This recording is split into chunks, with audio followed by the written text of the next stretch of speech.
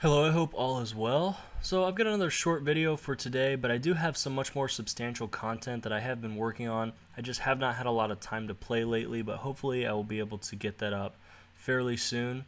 For now though, I have my Kingdom of Miscellania. I've been collecting my resources for almost 2 months now, about 50 days to be exact.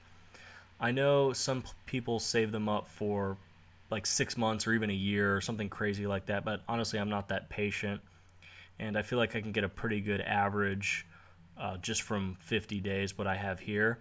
So I have Royal Trouble done, so I have 15 workers, and here's what my guys have collected.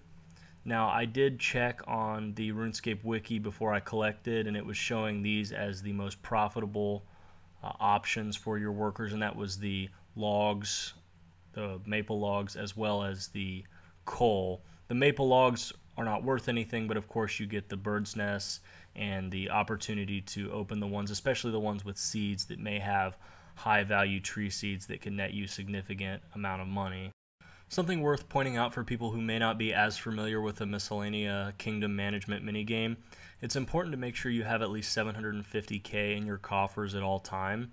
This way your workers will withdraw the maximum amount and you will get maximum amount of resources from them. You also want to make your way up there as much as possible to rake the flax fields or chop maples or mine coal or whatever. I prefer the raking the flax fields. I think it's the fastest. But do that to get your approval rating up to 100 as often as possible, because if your approval rating dips below that, then you will lose efficiency. For instance, if it's at 90%, you will only get 90% of the resources produced that day. So it's important to keep it as high as you can. This is definitely a really good passive moneymaker. You just make it up there a couple times a week to rake the flax and keep your approval rating as close to 100 as possible. And it's really easy to get there because of the Ring of Wealth teleport.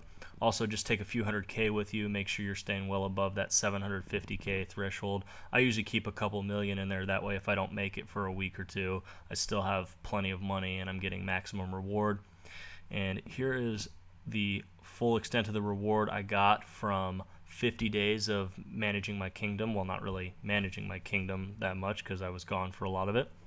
But I'm going to go ahead and sell it and see what kind of profit I made here. So 50 days, that means at 75k per day, that means I would have spent 3.75 million in upkeep. Alright, so as I get everything sold, I think I have a caption coming up in just a second, but I'm going to go ahead and spoil it now and say that I made 58k per day in profit. So I spent 3.75 mil in 50 days on the salaries for my workers, and I ended up making a total of 2.9 mil profit over the 50 days, which comes down to 58k per day.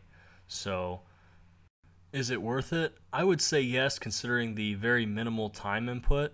I would definitely recommend doing this. Thank you for watching, and I will see you soon.